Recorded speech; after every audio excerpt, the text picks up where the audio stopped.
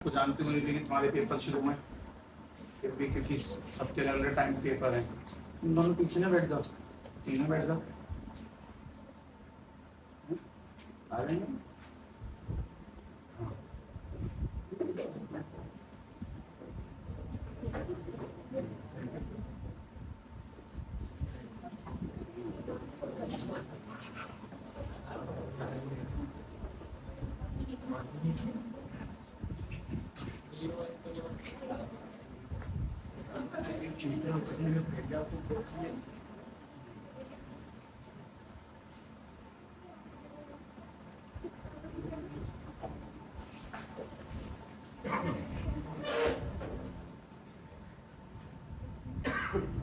हाँ। तो बायोमोलिक्यूल्स आरंभ होगा कल से, क्योंकि सबके पेपरों की समय सीमा अलग है, लेकिन बोर्ड के सबके एक साथ ही होंगे इस वजह से। बायोमोलिक्यूल स्टार्ट होने की तारीख यानी कि 10, अभी जब तक मैं भी लगा सकता हूँ, मैं कितना पढ़ाऊंगा वो सब डिपेंड करेगा। बायोमोलिक्यूल अगर कल स्टार्ट होता है, मैं समझ सकते हो कि 17-18 तारीख में जाकर खत्म होगा सबसे पहली चीज, और फिर स्टार्ट हो जाएगी सभी की ऑप्टिक्स, रे और वेव, रे और वेव ऑप्टिक्स। ठीक है, ध्यान रखना।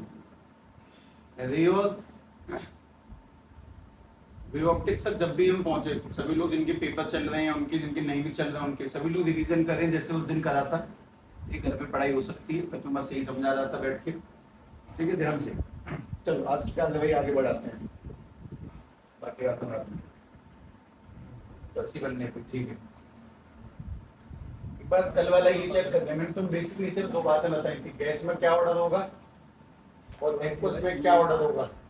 वो पहले पूरा ऑर्डर मैच कर लें, और ऑर्डर मैच करने के बाद में आज हम उसी कहानी को थोड़ा सा कंटिन्यू करते हैं, इन चीजों को फिनिश करते हैं। देखो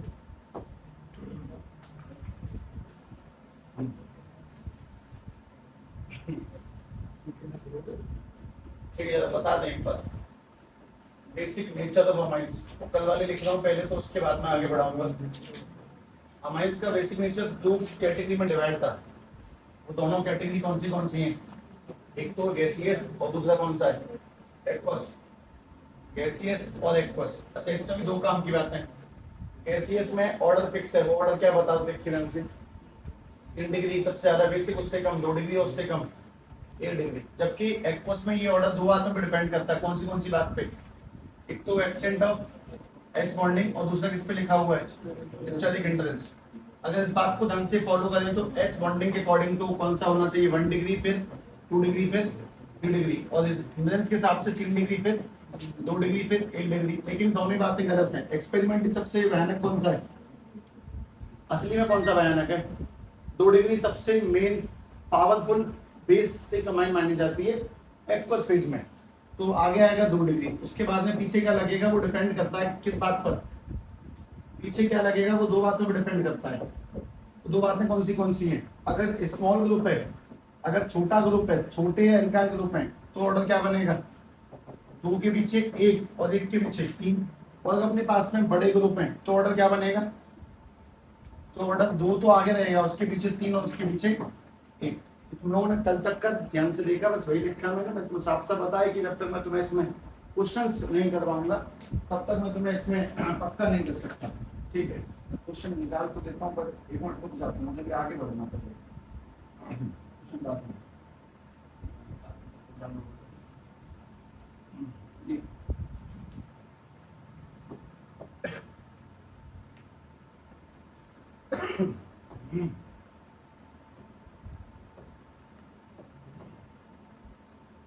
ठीक है, जरा आज का बिंदु देखिए। आज के बहुत सारे पॉइंट है, छोटे छोटे पॉइंट है, कोई भी बहुत लंबा चलने वाला विषय नहीं है। ध्यान रखें। कल के आखिरी शब्द क्या थे वो देखें पहले तो। ईडीजी और ईडब्ल्यूजी, तो सभी लोग ऐसे करके लिखें पहले, हैशटैग ए और हैशटैग बी। ईडीजी यानी कि अपने पास में अमाइन के साथ में कोई भी इलेक्ट्रॉन डोनेटिंग ग्रुप अटैच है तो, और इलेक्ट्रॉन विड्रॉइंग ग्रुप अटैच है तो कौन से केस में अमाइन ज्यादा बेसिक है? कौन सी अमाइन ज्यादा बेसिक होती है? डोनेटिंग ग्रुप वाली की विड्रॉइंग ग्रुप? विड्रॉइंग ग्रुप किसे कहते हैं पहले ये बताओ। तुम में से सभी को एटीएम से पैसे निकालने आते हैं? किसने एटीएम से आज तक पैसे नहीं निकाले, ये बता दें जरा। अच्छा, एटीएम से आज तक पैसे नहीं निकाले हैं, मतलब तुम्हें एटीएम के अंदर गए नहीं है, मतलब निकाले नहीं गए तो होंगे पर निकाले नहीं है। उसमें बहुत से वर्ड आते हैं जैसे saving account, deposit, withdraw. Withdraw पे क्लिक करते हैं फिर वो पैसे निकल के आते हैं। अच्छा कोई नहीं, जब निकाल लेंगे तो विड्रॉ वाली बात थोड़ी कम समझ में आ सकती है, पर कोई बात नहीं। सुनो, इलेक्ट्रॉन डोनेटिंग का मेन काम क्या है? इलेक्ट्रॉन को देता है, और विड्रॉ का मेन काम क्या है? इलेक्ट्रॉन लेता है। विड्रॉ ग्रुप इलेक्ट्रॉन लेगा और डोनेटिंग ग्रुप इलेक्ट्रॉन देगा, सीधी सीधी बात ये। अगर ये इलेक्ट्रॉन देगा तो यहाँ पे नेगेटिव चार्ज बढ़ेगा कि घटेगा रिंग में? अगर ये इलेक्ट्रॉन डोनेट करेगा तो रिंग में नेगेटिव चार्ज की मात्रा कम होगी कि ज्यादा होगी? ये बताओ। हम इलेक्ट्रॉन दे रहे हैं, इलेक्ट्रॉन डोनेट करेंगे तो नेगेटिव ज्यादा बनेगा कम बनेगा? ज्यादा। अगर नेगेटिव ज्यादा बनेगा तो एच पे कैसा चार्ज होता है? Basically positive. तो एच इससे चिपका रहना चाहेगा, एच छूटेगा ही नहीं। एच पॉजिटिव चार्ज रखता है, अगर नेगेटिव होगा तो उससे चिपक जाएगा, तो वो छूटेगा ही नहीं। और अगर एच नहीं छूटेगा तो नेचर कैसा हो जाएगा? बेसिक। इलेक्ट्रॉन डोनेटिंग ग्रुप सबसे पहली काम कर इलेक्ट्रॉन डोनेट करेगा, इलेक्ट्रॉन के जाने से यहाँ पे नेगेटिव बढ़ जाएगा, और नेगेटिव के बढ़ने से एच का छूटना मुश्किल है, और एच अगर जाएगा नहीं तो एसिड भी नहीं है, वो क्या माना जाएगा? फिर बेस माना जाएगा। तो इलेक्ट्रॉन डोनेटिंग ग्रुप का सबसे मेन काम है इंक्रीज द बेसिक स्ट्रेंथ। जितने ज्यादा डोनेटिंग ग्रुप होंगे उतना ज्यादा बेसिक स्ट्रेंथ होगी। इंक्रीज बेसिक स्ट्रेंथ, ये बेसिक स्ट्रेंथ को बढ़ाते हैं, जबकि इलेक्ट्रॉन विड्रॉइंग ग्रुप क्या करते होंगे? Obviously decrease the basic strength. Decrease the basic strength. मैंने इस कहानी को किसी तरीके से याद रखा है, मैं तो बताता हूँ तरीका क्या है। इसमें वर्ड आता है डी, डी माने डिक्रीज होता है, जो कि इसमें नहीं आता, उल्टा साउंड है। ईडीजी डोनेटिंग ग्रुप डिक्रीज नहीं करता, डोनेटिंग ग्रुप क्या करेगा? इंक्रीज करेगा बेसिक नेचर को। डी माने डिक्रीज, लेकिन ये करेगा इंक्रीज, सीधी सीधी बात ये। डी से डिक्रीज नहीं लगाना है, रीजन समझे? इलेक्ट्रॉन डोनेटिंग ग्रुप इलेक्ट्रॉन देगा, अगर देगा तो एच चिपका रहेगा, और अगर एच चिपकेगा तो वो बेसिक नेचर है, और एच अगर रिलीज होगा तो कौन सा है? वो एसिडिक नेचर है। एच का चिपकना और एच का रिलीज होना, दोनों बात में ध्यान से देखिए। तो मुझे बता सकता है कि कौन सा डोनेटिंग ग्रुप तुम लोगों ने आज तक पढ़ा है? कोई एक डोनेटिंग ग्रुप बताएं, कोई एक विड्रॉइंग ग्रुप बताएं। जैसे कि मैं बताता हूँ एक डोनेटिंग ग्रुप का एग्जांपल CH3 डोनेटिंग ग्रुप है। यही नहीं, ये सिर्फ ये नहीं अकेला। तुम लोगों ने ऐसा कुछ देखा कार्बन पे पॉजिटिव 3 डिग्री ज्यादा स्टेबल क्यों होता है? इलेक्ट्रॉन देता है। और जितने भी कार्बन की अल्काइल ग्रुप है CH2 CH3, इस सारे के सारे तुम्हारे लिए डोनेटिंग ग्रुप में सबसे पहली काम की चीज। और विड्रॉइंग ग्रुप कौन सा है? किसी को वो ध्यान वो बता दो कौन सा? NO2 CH से विड्रॉइंग ग्रुप है, इनका मेन काम है इलेक्ट्रॉन को निकालना, NO2 और Cl। अब मैं मान लो तुम्हें एक सवाल देता हूँ, सवाल ध्यान से देखना, उसके बाद सॉल्व करना। क्वेश्चन है सिंपल सिंपल सी बात, ध्यान रखना। डी फॉर डिक्रीज नहीं है, इंक्रीज लगेगा उल्टा। अपने पास में ये अमाइन है और बस NH2 लगा हुआ है, ये वाली एक दूसरी अमाइन है, इसमें लगा हुआ है CH3, और देखिए तीसरी अमाइन है, इसके अंदर लगा हुआ है NH2 और NO2। सबसे पहला सवाल, इनमें मोस्ट बेसिक एलिमेंट कौन सा है? A B C, मतलब A ये रहा, B ये रहा और C ये रहा, इनमें सबसे ज्यादा बेसिक कौन सा है? ऑर्डर में अरेंज करना है, सबसे ज्यादा बेसिक कौन है बताओ?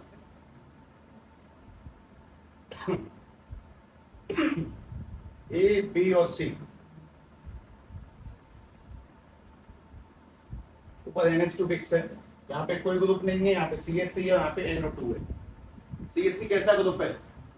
डोनेटिंग। ये अगर इलेक्ट्रॉन डोनेट करेगा तो सीधी सीधी बात है कि इसकी बेसिक स्ट्रेंथ को इंक्रीज करेगा। सबसे ज्यादा कौन सा है? डी। उससे पीछे कौन रह जाएगा? ए। और सबसे कमजोर कौन सा है? सी, क्योंकि इसका काम है इलेक्ट्रॉन को विड्रॉ करना, तो ये इसकी पावर को घटा देगा। इससे बढ़िया नहीं होता, नहीं होता तो भी बेसिक बन जाता। एक लगा दिया तो घट हो जाएगी स्ट्रेंथ, तो ऑर्डर बनेगा सबसे आगे बी, उससे कम ए और उससे कम सी, ऐसे ध्यान से। बेसिक नेचर अगर विड्रॉइंग ग्रुप लगेगा तो डिक्रीज होगा, और डोनेटिंग ग्रुप लगेगा तो इंक्रीज होगा। तो तुम वापस सवाल दिखाता हूं, ध्यान से देखना। अरेंजमेंट करें बेसिक और कुछ नहीं।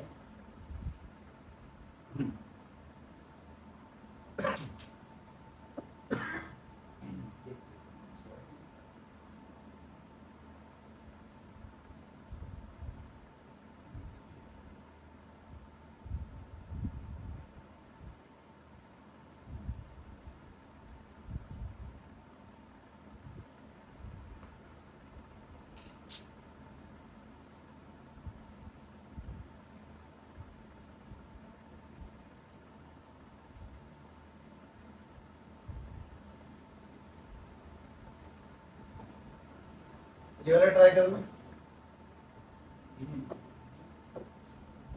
ये अपने पास में अमाइन NH2 यहाँ पर लगा है NO2, यहाँ पर लगा है NO2। उसके बाद में दोबारा से अपने पास में ये वाली अमाइन NH2 यहाँ पे लगा है CH2 CH3 और CH2 CH3 और इस जगह पर भी लगा है CH3। उसके बाद में यहाँ पर भी अमाइन NH2, ये वाला भी CH3 और ये वाला भी CH3 और यहाँ पे नॉर्मल सी अमाइन। तो बात है कि बताओ इनमें कौन सा सबसे ज्यादा बेसिक है, कौन सा कम बेसिक है।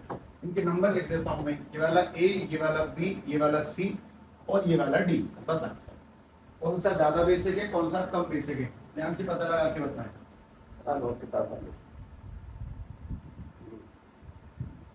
जिसमें ग्रुप दिखेंगे डोनेटिंग वो इंक्रीज्ड, इसमें ग्रुप देखेंगे विड्रॉइंग वो डिक्रीज।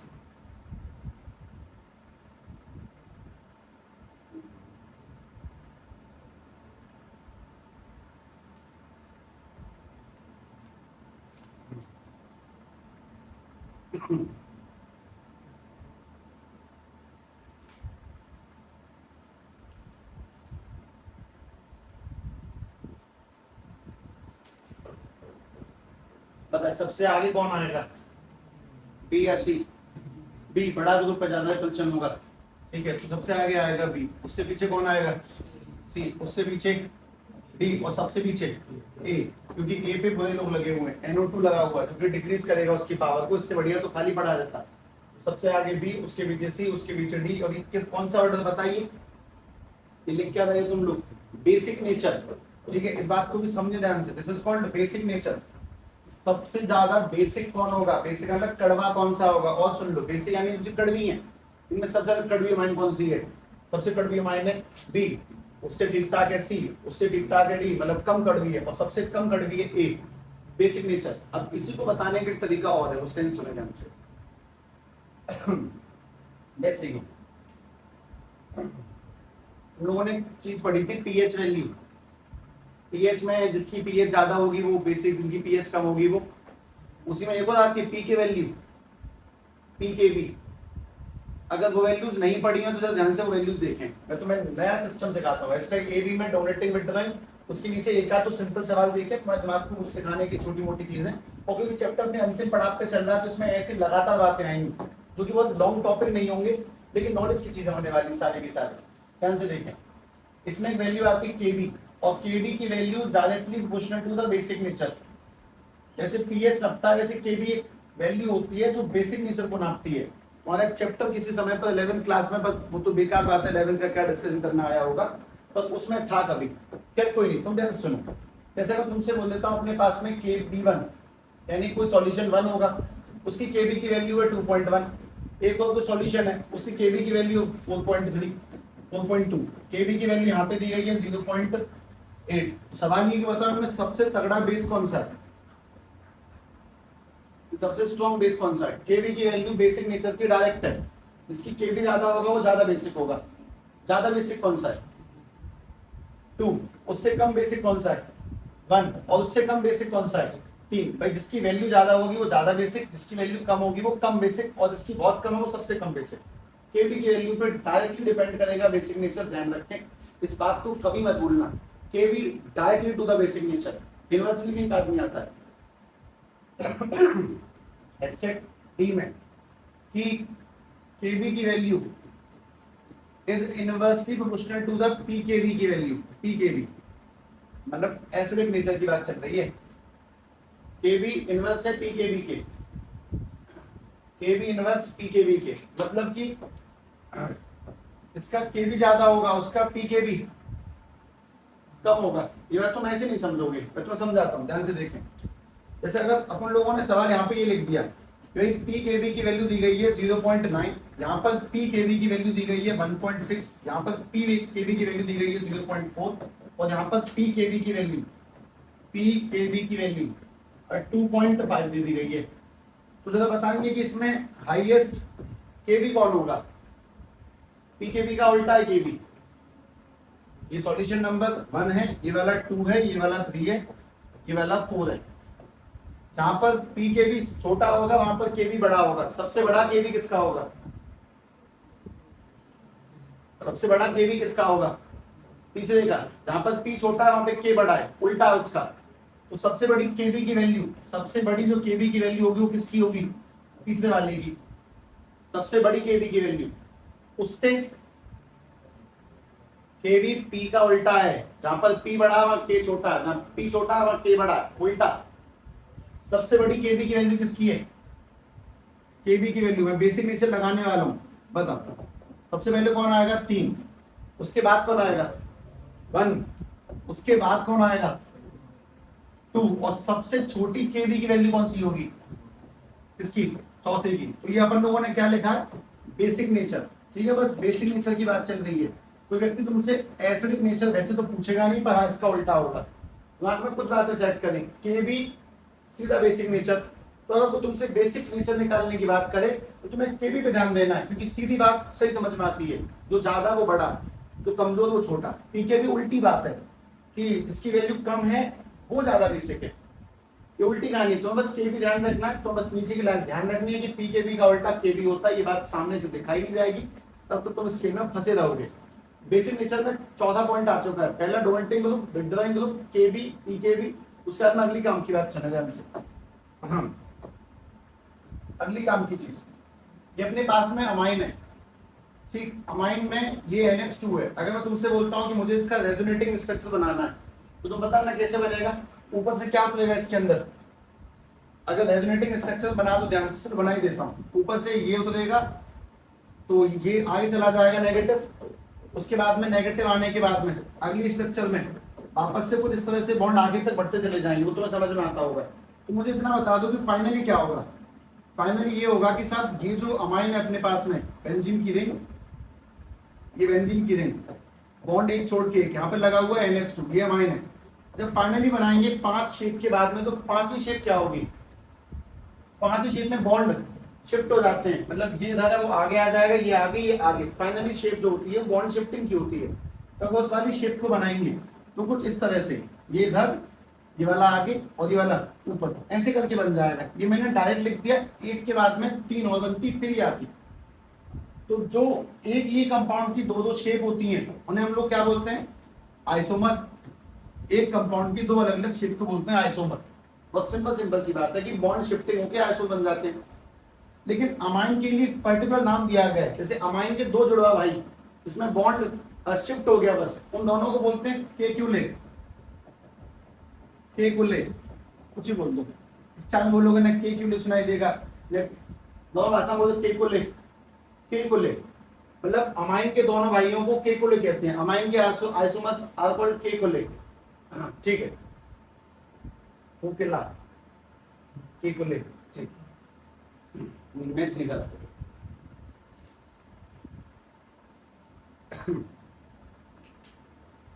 सबसे मेन केवी, केवी बहुत फोकस करें। केवी डायरेक्ट बेसिक नेचर की चीजें लगातार याद करने पे आती हैं, अपन लोगों को याद हो गई और कुछ नहीं। अगली काम की चीज के अंदर अमाइन के दोनों भाई आर कॉल्ड केकुले, जिसमें बॉन्ड बस शिफ्ट हो जाते हैं, एक ऊपर एक नीचे, बस इस तरह से, बस, और कुछ खास नहीं। अभी और है, अभी बहुत कुछ है।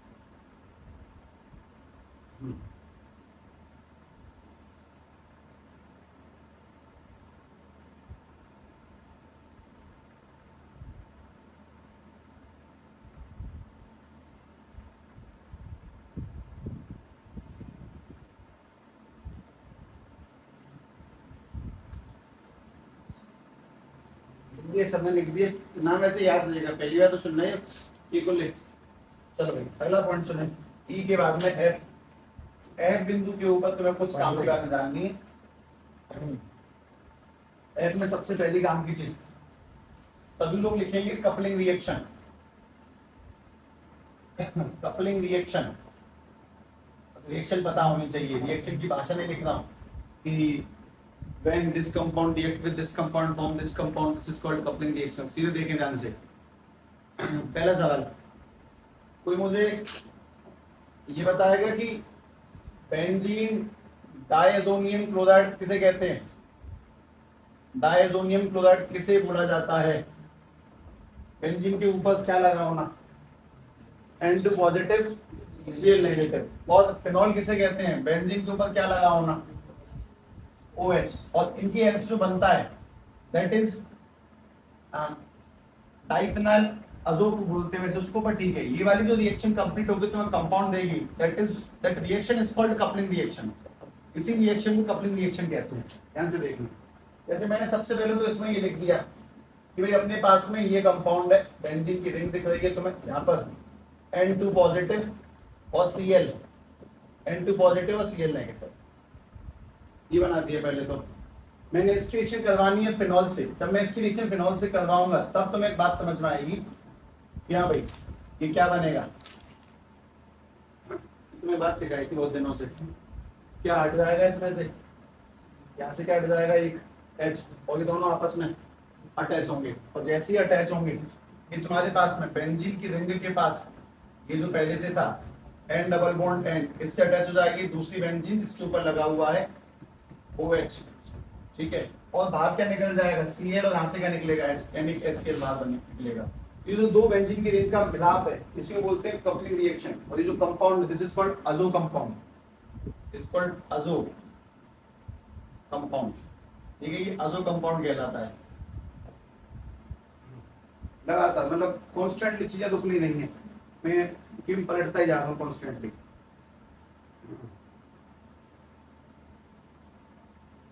फायदा नहीं है चीजों को घोटने का, जो बात है आसान है।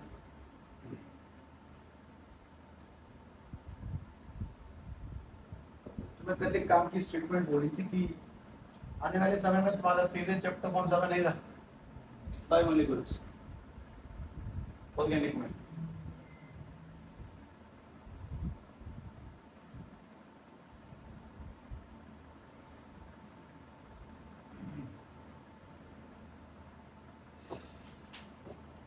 हाँ भाई EFG पे आ जाओ।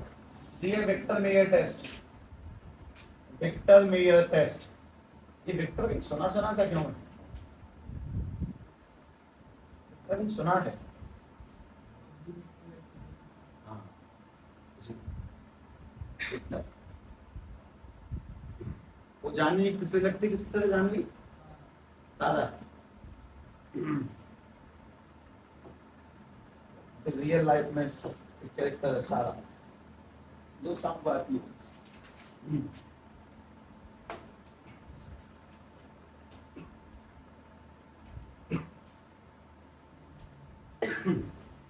वही कैरेक्टर डिफॉल्ट आता है जो, अच्छा अच्छा आदि मानव सकल है।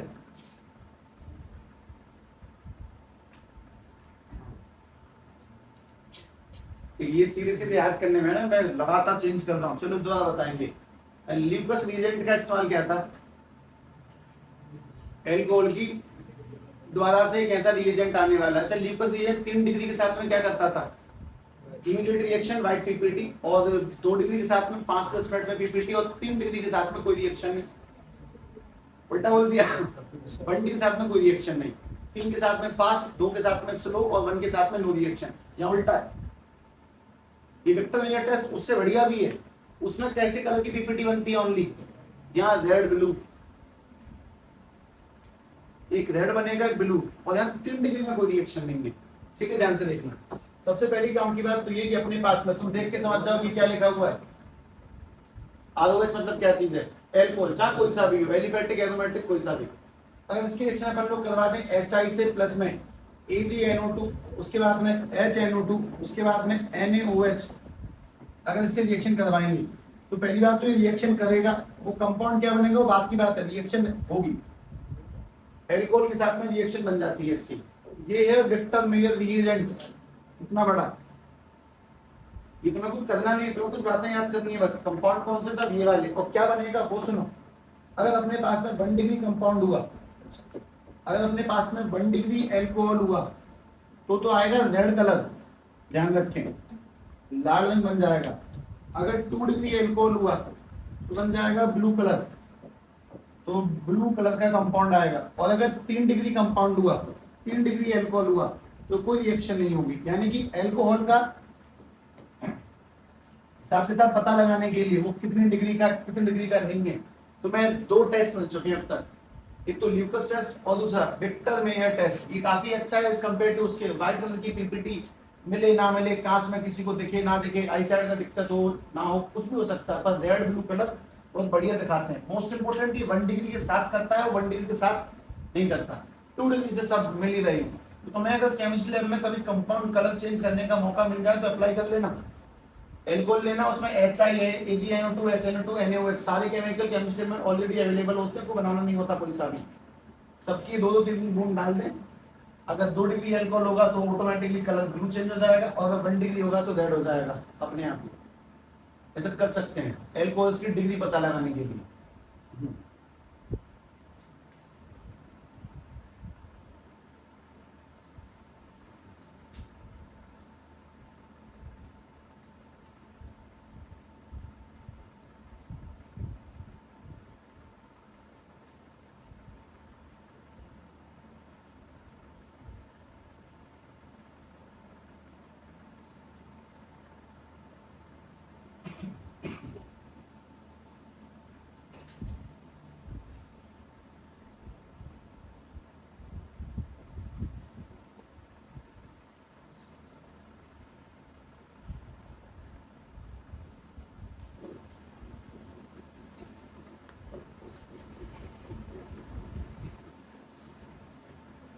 इसमें एक रह गया अभी भी,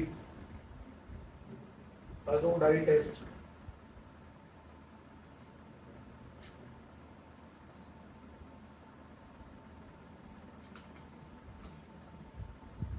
उसमें करना नहीं है, लेकिन मैं कुछ सलाह देता हूँ, उसे काट दो कि FG साथ में आके रुके और क्या क्वेश्चन लेके भाई सभी लोग। मैं इनको increasing order of basic strength में लगाना है। इनमें से कौन सा ज्यादा बेस होगा, कौन सा कमजोर बेस होगा, ठीक है, ध्यान से लगाना।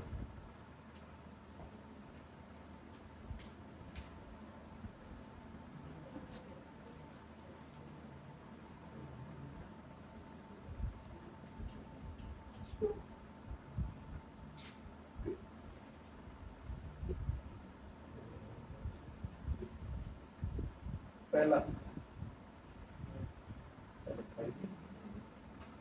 C2H5NH2, ये ए कंपाउंड है। दूसरा C6H5 यानी कि बेंजीन है, ये बेंजीन पर लगा हुआ NH और CH3।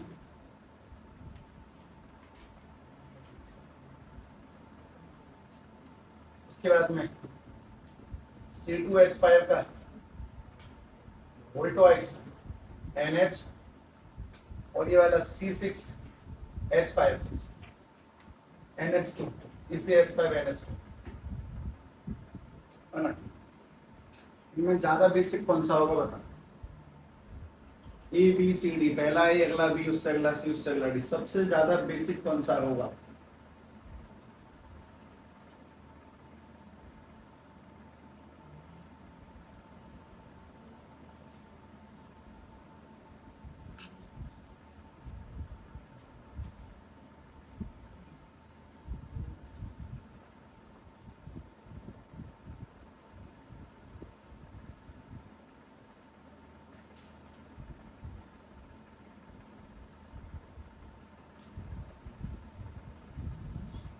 चलो मुझे छोटे मोटे सवालों के जवाब देंगे। ये वाला 1 डिग्री है कि 2 डिग्री, ये वाला इसमें 2 हाइड्रोजन है, एक ग्रुप अटैच है, एक ग्रुप, कौन सी डिग्री ये वाली। और इसमें ये वाली जो बेंजीन है ये कौन सी डिग्री है, 1 डिग्री। बेंजीन पे एक बेंजीन है NH2, 1 डिग्री है। अच्छा ये वाली कौन सी है, 2 डिग्री, 2 ग्रुप में। ये वाली कौन सी है, 2 डिग्री, 2 ग्रुप है, ठीक है। अब दोनों में फर्क देखना, ये वाली एक साइक्लिक चेन है, बेंजीन की रिंग है, और ये वाली बेंजीन की रिंग है। ये वाली नॉर्मल चेन है और ये वाली भी नॉर्मल चेन है। सबसे पहली बात, बेसिक नेचर में जीत किसकी होगी। मैथमेटिकल एक बात आई थी, स्टेबल ज्यादा कौन से होते हैं, तो स्टेबल है वो, पर तो उनको मत लो, पहले बोलो तो कौन स्टेबल है। मतलब सबसे पहले बेंजीन उठाएंगे 1 डिग्री, उससे ज्यादा बेसिक कौन सी होगी। इस पे कौन सा ग्रुप अटैच है, इलेक्ट्रॉन डोनेटिंग ग्रुप, वो बढ़ाता है ताकत को। हमेशा अगर रिंग में और चेन में तुम्हें अंतर निकालना पड़े बेसिक नेचर का, तो चेन आगे आनी है और रिंग पीछे आनी है क्योंकि रिंग स्टेबल होती है। जो स्टेबल है वो शांत है, वो कम बढ़ेगा। तो सबसे पहले रिंग उठाएंगे। अगर रिंग को लिखेंगे तो C6H5NH2, C6H5NH2 एक तो ये। उससे ताकतवर कौन सा होगा? ये वाली रिंग। उसका रीजन इस पर एक ग्रुप भी अटैच है, तो बनेगा C6H5NH के पास में CH3। उससे ज्यादा ताकतवर कौन सी होगी? 1 डिग्री। एक एक एक कंपाउंड है। और सबसे ज्यादा कौन सी होती है हमेशा के लिए? 2 डिग्री। तुम इस आंसर को पहले ध्यान से देखना और अपने आप इस आंसर को देखकर थोड़ी देर सोचना कि ये आंसर ऐसे ही क्यों किया गया। उसके बाद ही मैं तुम्हें आगे दूंगा। पहले आराम से देखें कि पीछे कौन आएगी? रिंग। आगे कौन सी आएगी? चेन।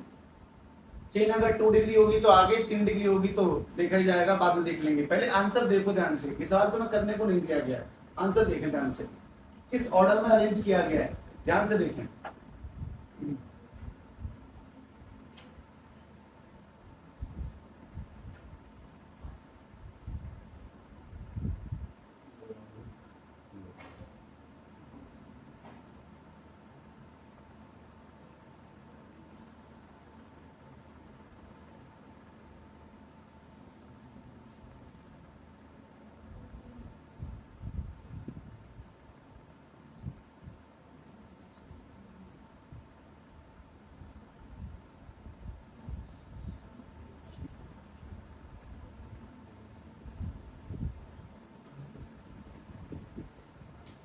चलो सवालों के जवाब। बेंजीन की रिंग हमेशा कहाँ आएगी? पीछे। 2 डिग्री का और नॉर्मल चेन कहां पर आएगी? हमेशा आगे। बेंजीन हमेशा पीछे और चेन हमेशा आगे। पहली बात तो ये। अच्छा, चेन में भी जो 2 डिग्री होगा वो सबसे आगे, रिंग पीछे, चेन आगे। और चेन में भी 2 डिग्री होगा वो सबसे आगे। और डोनेटिंग ग्रुप का विड्रॉइंग ग्रुप का चक्कर ध्यान रखना। डोनेटिंग ग्रुप डिक्रीज नहीं करता, क्या करता है वो? इंक्रीज। और विड्रॉइंग ग्रुप क्या करेंगे? डिक्रीज। तो अगला ध्यान से देता हूं, इसी पन्ने पे लिखता हूं, ध्यान से देखो।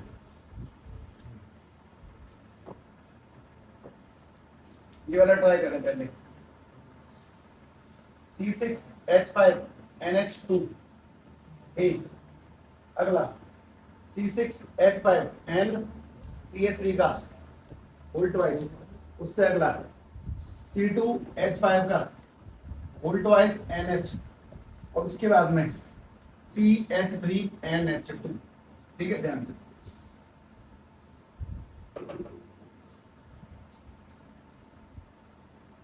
सबसे पीछे कौन आएगा इनमें?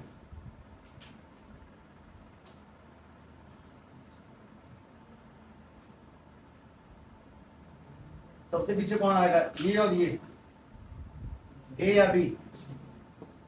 बता। सबसे पीछे कौन सा? ए। उसका रीजन, वो नॉर्मल सी कार्बन की चेन है। ये बी वाला ज्यादा ताकतवर है उससे। बी में कौन से ग्रुप लगे हैं? Donating group. वो भी दो लगे हैं। 2 बार CH3 लगा हुआ है, 3 बार लगा होता तो और ताकतवर बन जाता। तो सबसे जो कमजोर इसमें कंपाउंड है, सबसे कमजोर बेस है, वो ये है, ए वाला। उससे ताकतवर कौन सा है? बी वाला। हमेशा रिंग तो पीछे रहने वाली है। आगे सुने। अब इन दोनों में पहले कौन आएगा? सी या डी? डी। और उससे भी ज्यादा ताकतवर कौन सा है फिर? सी। सी का रीजन क्या लगेगा? ये 2 डिग्री कंपाउंड है सबसे पहली बात। ये कौन सा है? 1 डिग्री कंपाउंड। इसमें क्या फायदा है? इलेक्ट्रॉन डोनेटिंग ग्रुप है। और इसमें क्या है? ये नॉर्मल है। मतलब ध्यान से देखें, रिंग हमेशा पीछे, चेन हमेशा आगे। चेन में भी 2 डिग्री है, वो हमेशा आगे निकल के आएगा। अगर डोनेटिंग ग्रुप होंगे तो ताकत बढ़ जाएगी, और अगर विट्रिंग ग्रुप होंगे ताकत घट जाएगी। 2 की जगह 3 होंगे तो वो वाला इससे भी ज्यादा ताकतवर होता। वापस दोबारा ट्राई करके देखें।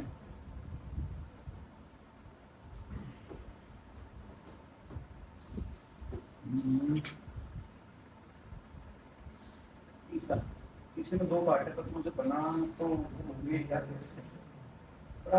लिख देता हूँ।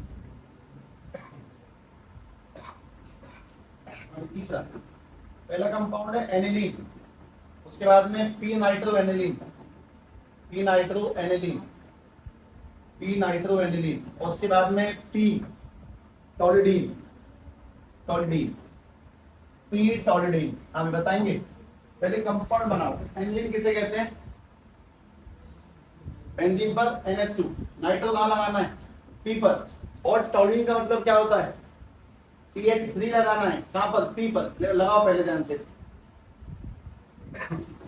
अपने आप लिख के लगाए। फिर तीसरा भी 4-5 तक बात फिर बैठ जाएगी ना तक।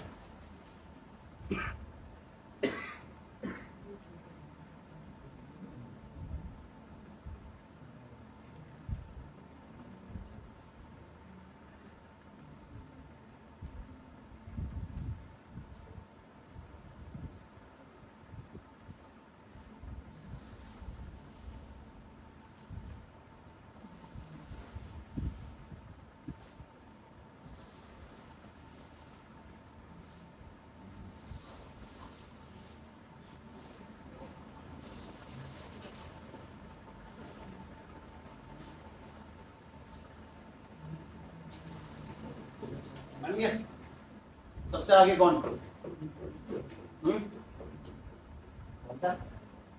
आवाज दब के जाती है। तुम मेरी तरह डी पे कमजोर देते हो डिबेट में। मैं मेन जो शब्द है डी या सी, उसी में ई।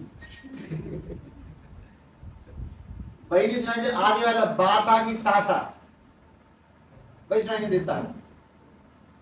सबसे पहली काम की चीज, एनिलीन के ऊपर क्या लग जाएगा? NH2। उसमें ये वाला नाइट्रो एनिलीन है, यानी कि सीधी सीधी बात है कि NH2 के पास में यहाँ पे क्या आ जाएगा? NO2। और ये वाला टॉलिडीन है, यानी कि NH2 पर आ जाएगा यहाँ पर CH3। ठीक है, इसमें ये वाला कौन सा कंपाउंड है? इलेक्ट्रॉन डोनेटिंग ग्रुप तो बढ़ा देगा ताकत। ये वाला कौन सा है? ये घटा देगा ताकत। और ये वाला कहाँ ले जाएगा? बीच में, ना कम में ना ज्यादा में। तो सबसे ज्यादा कमजोर कौन सा कंपाउंड है? B। उससे ताकतवर कौन सा है फिर? A। और सबसे ज्यादा पावरफुल C। अगला करें।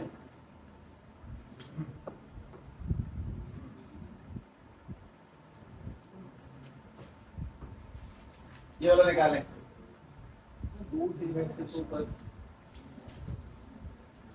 ये वाला था पहला C6H5NH2, उसके बाद में C6H5NHCH3, उसके बाद में C6H5CH2NH2। ध्यान से, सबसे पीछे कौन है? बना लो पहले, शेप बना लो, बेंजीन बना लो पहले।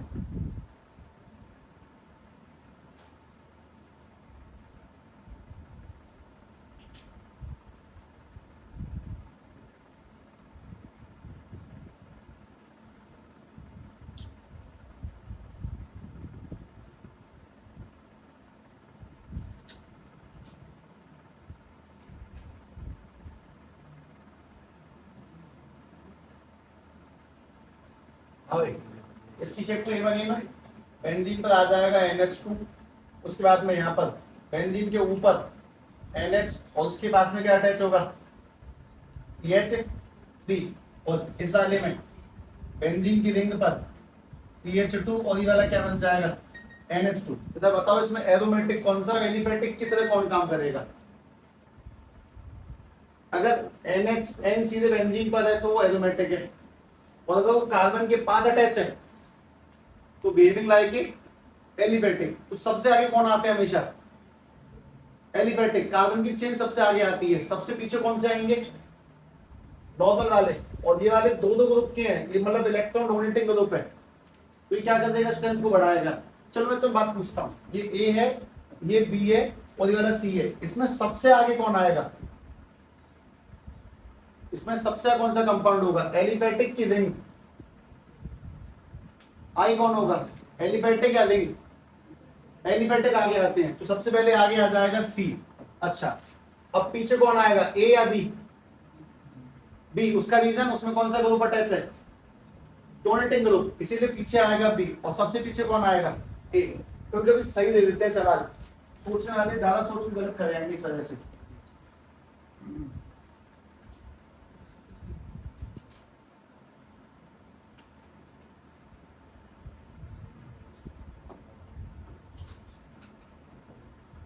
कोई नहीं, ये वाला ध्यान से अच्छे से करना, शांति से। ये गैसियस फेज में दिए जा रहे हैं सारे, ये गैसियस फेज के मॉलिक्यूल्स हैं, ये सारे के सारे गैसियस फेज के मॉलिक्यूल हैं।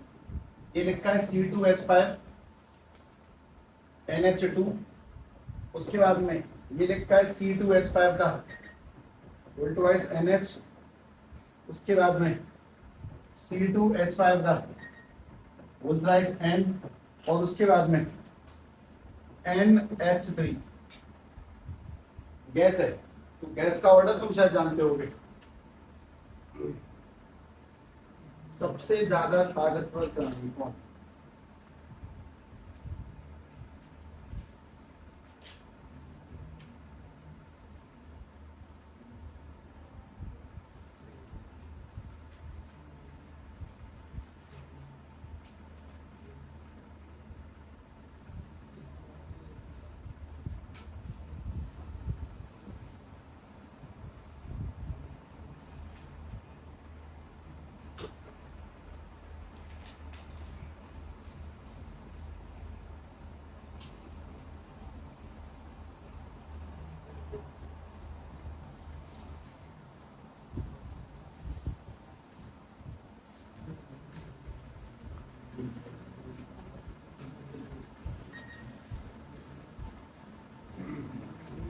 सबसे आगे कौन आएगा?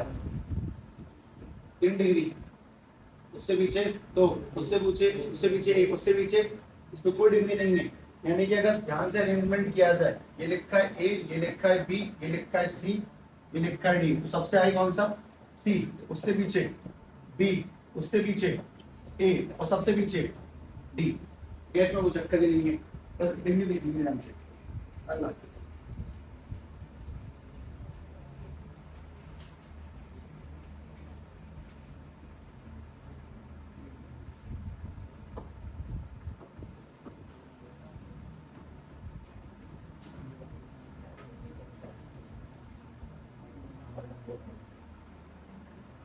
ये वाला टाइम आ रहा है।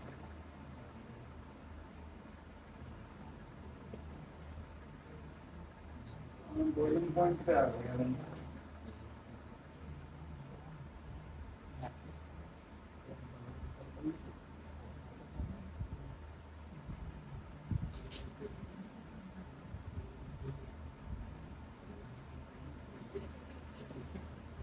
इधर C6H5 NH2, उसके बाद में C2H5 का वोल्टवाइज NH, और उसके बाद में C2H5 NH2। ठीक है, ध्यान से निकालो।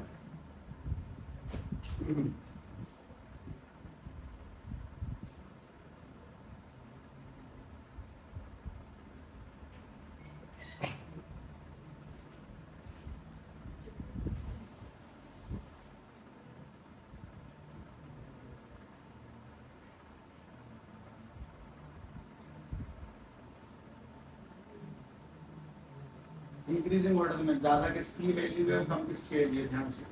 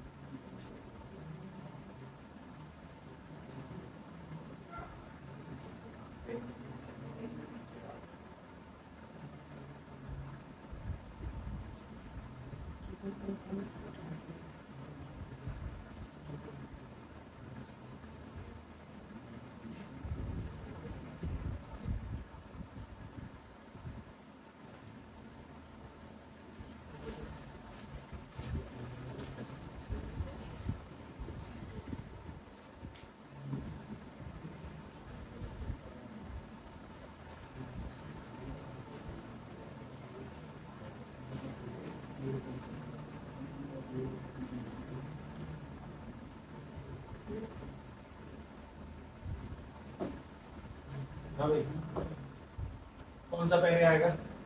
मतलब ये ए वाला है, ये वाला बी, ये वाला सी, इसमें सबसे ज्यादा ताकतवर कौन है? उससे कमजोर कौन सा है और सबसे कमजोर कौन सा है? ए। बी सबसे ज्यादा बेसिक, उससे कमजोर आएगा सी, और उससे कमजोर आएगा ए। इनका बेसिक नेचर। अब एक सवाल का जवाब लो, इसमें केबी की वैल्यू हाईएस्ट किसकी होगी? केबी की वैल्यू सबसे ज्यादा बेसिक कौन सा? बी, उससे कमजोर है सी, और उससे कमजोर है ए। केबी की वैल्यू हाईएस्ट किसकी है? केबी, बी की। उससे कम किसकी होगी? सी की। उससे कम किसकी होगी? अच्छा, पीकेबी उल्टा होता है, तो पीकेबी के अकॉर्डिंग सबसे हाईएस्ट पीकेबी किसका होगा? ए का। उससे कमजोर किसका होगा? सी का। सबसे कम किसका होगा? बी का। ठीक है, अगला कर।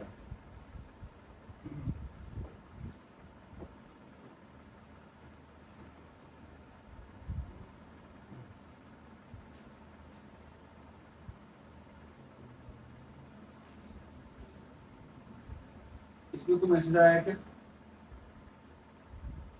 बात करेगा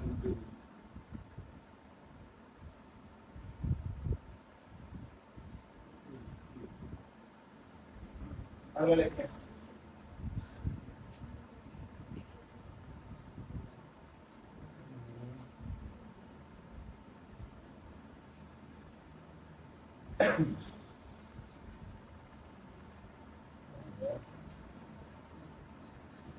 हाँ, ये वाला निकाला। इस बार तो पक्का, अब मैं शायद रिपीट ही दे रहा हूँ पुराना वाला, पर ठीक है, इस बार तो अपने आप निकालोगे, तुम्हें समझ में आ जाएगा। C2H5 NH2 का होल ट्वाइस NH2 ट्वाइस, उसके बाद में C6H5 NHCH3, उसके बाद में C2H5 का होल ट्वाइस NH, और उसके बाद में अगला C6H5 NH2। ठीक है, बनाओ ABCD। सबसे कमजोर कौन सा बेस है और सबसे ताकतवर कौन सा बेस है? रिंग पीछे, चेन आगे। डिग्रियों का ध्यान रख लो, डोल्टिंग लो, फिल्टर लो, परफेक्ट देख लो बस।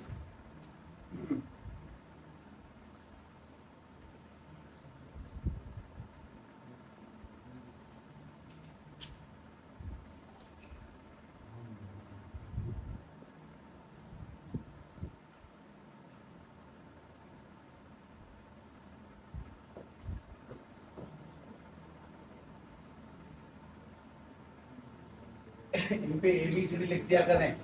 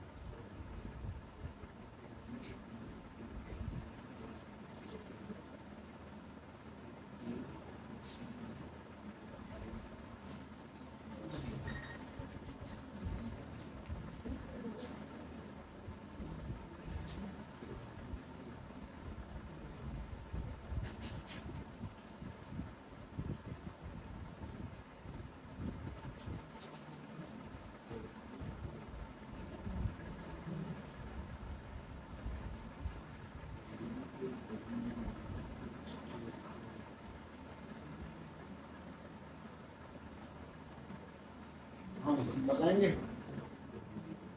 सबसे आगे, सबसे पीछे कौन सा? सबसे कमजोर कौन है इनमें? ABCD। सी सबसे कमजोर है।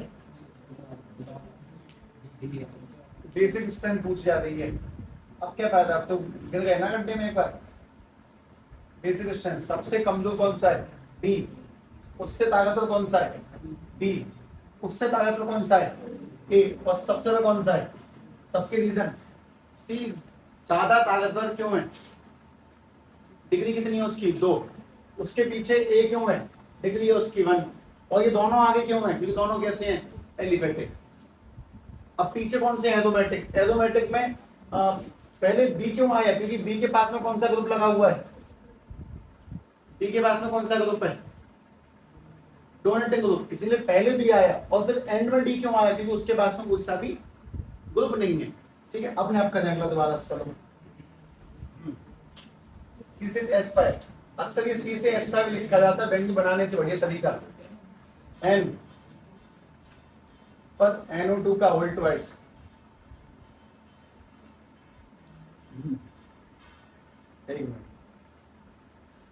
CCH5 NO2 का होल ट्वाइस और ध्यान लगा दें NH2। अगला C6H5 C6H5 CH3 का whole twice NH2 C6H5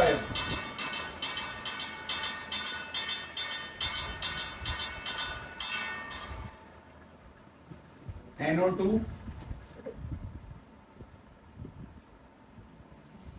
CH3 का होल ट्वाइस NH2 और एक और C6H5 NO2 का होल ट्वाइस CH3NH2।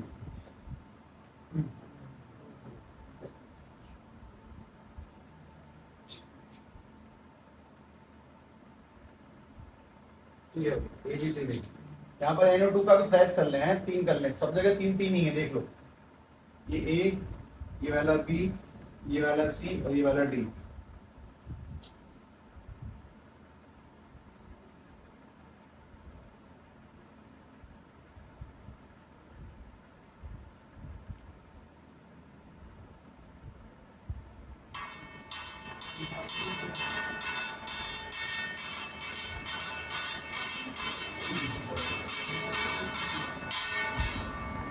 मुझे निकलने की जगह उतना नहीं।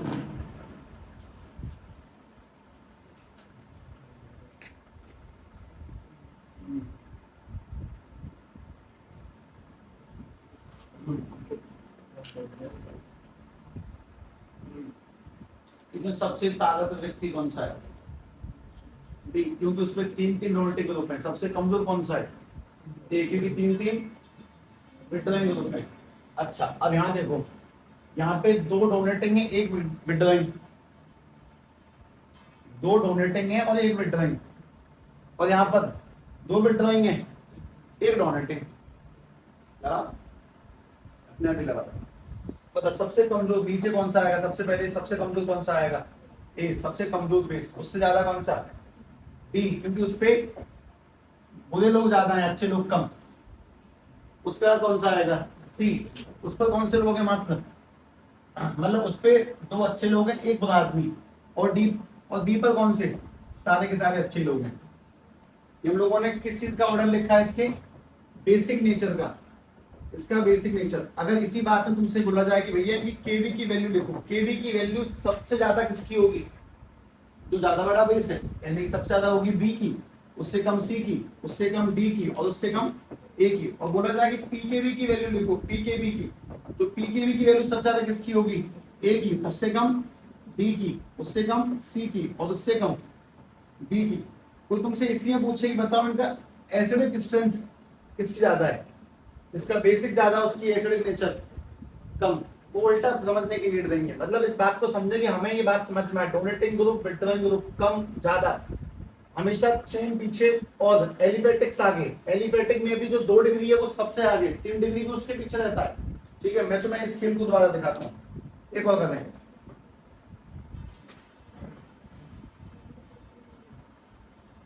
CH3 का होल ट्वाइस NH, उसके बाद में CH3 NH2, उसके बाद में CH3 का होल ट्वाइस N। अब बनाओ, ऑर्डर बनाओ, सबसे आगे कौन, पीछे कौन? एक नीचे लिख देता हूं,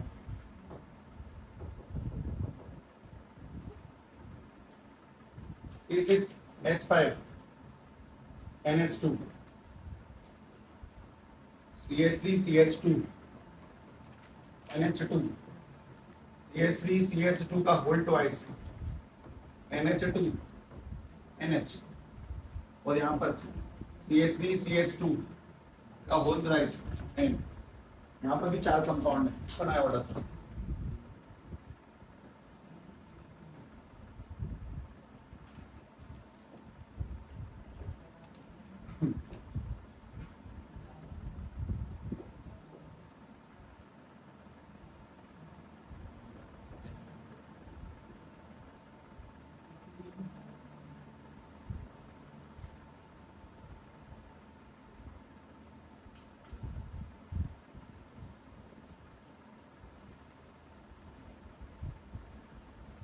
इसमें सबसे आगे कौन आएगा बता। सी सबसे आगे नहीं आएगा, सबसे आगे ए आएगा 2 डिग्री।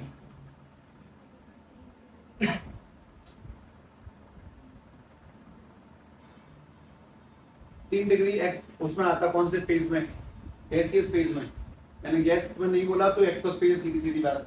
और एक्वस में सबसे आगे कौन सा आएगा 2 डिग्री। अब 2 डिग्री के बाद में अगला कौन सा पीछे होगा बताएं। एक्वस फेज है, एक्वस एक्वस फेज है। अगर मतलब लिखा नहीं है तो एक्वस ही है। अगर मैं लिखने जाऊं तो एक्वस फेज है, मैं लिख के बोलूं गैसियस फेज है तो बात अलग है। ठीक है, सबसे आगे आएगा ए, उसके पीछे कौन आएगा, क्योंकि 2 डिग्री है, 2 डिग्री सबसे आगे। ये वाला 1 डिग्री का, ये वाला 3 डिग्री का है। अब बताओ उसके पीछे कौन आएगा। कार्बन की चेन छोटी है कि बड़ी है, एक कार्बन है छोटा ही है, 2 बड़े मानते हैं हम लोग, एक छोटा माना जाता है। अगर कार्बन की चेन छोटी है तो अब कौन सा आएगा फिर पीछे 1 डिग्री। अगर छोटा कार्बन तो छोटा नंबर, कम कार्बन तो एक कार्बन तो 1 आएगा पहले, एक ज्यादा होंगे तो 3 आएगा, यानी कि इसमें लग जाएगा CH3 यानी कि बी वाला। और उसके पीछे कौन सा आएगा फिर सी वाला। मतलब कि ऑर्डर इसमें अगर छोटे कार्बन तो ऑर्डर क्या है 2 डिग्री, उससे पीछे 1 डिग्री, उससे पीछे वाला 3 डिग्री। इस तरह से वेरीफाई होगा अगर छोटे कार्बन है तो। अगर मैं फेज ना लिखूं तो एक्वस ही है, इसमें हमेशा 2 डिग्री ही जीतेगा। अगर मैं फेज नहीं लिखता, मैं गैस लिख के बताऊंगा जिसमें तुम्हें सवाल में बताया, क्योंकि तुम कंपाउंड देख के थोड़ी बताओगे कि गैस है कि क्या है, मैं बोला जाएगा पहले से। अच्छा जरा इस वाले में बताएंगे, नीचे वाले में ट्राई मान लो अपने यहाँ पे कर लो। चलो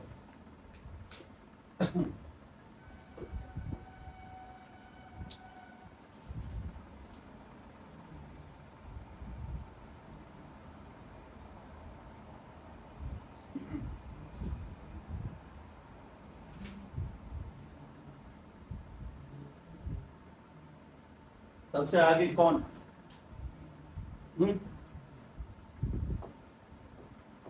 सबसे आगे कौन सा सी, उससे पीछे कौन सा, फिर सबसे पीछे कौन ए, ये भी ठीक है। ये सबसे आगे सबसे पीछे। अब कौन से बचे बी और डी। ये वाला क्या डिग्री का है 1 डिग्री, ये वाला कितने डिग्री का है 3 डिग्री। अब पहले 3 लेंगे कि 1 लेंगे। कंपाउंड बड़ा है कि छोटा, कार्बन चेन बड़ी है कि छोटी, बड़ी का मतलब 100 नहीं चाहिए, एक छोटा और एक से ऊपर 2 3 4 5 सब बड़े।